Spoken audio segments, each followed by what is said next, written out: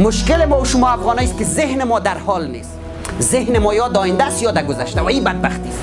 پیش بودا میگه اما کسایی که در وقت بود که شاو اینا آمدن هر کس از کرامات خود گپ میزد. یک گفت من سر او را میرم، یک گفت من در هوا پرواز میکنم، هر کس کرامات میگفت. گفت تو چی کرامات داری؟ گفت من یکی از اینا رو ندارم، من فقط در حال زندگی میکنم. وقتی نان میخورم تنها نان میخورم، وقتی درس میخونم تنها درس میخونم، وقتی دستون فستم تنها دستون فستم.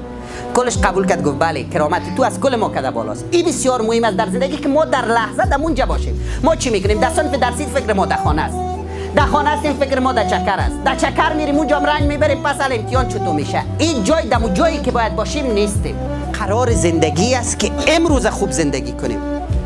امی لحظه که اینجا هستیم کل فکرها رو الا بدیم. ما فعلا اینجا هستیم، از این لحظه باید خوب استفاده کنیم. بنابراین ما قرار است در لحظه زندگی کنیم. امروز اگر خوب زندگی کنم خدا به خدا بسپارم، معلوم دار است آینده خوب میشه. ولی وحشت آینده امروز مرا از پیش میگیره و هیچ فایده ما ازش کردن نمیتونیم.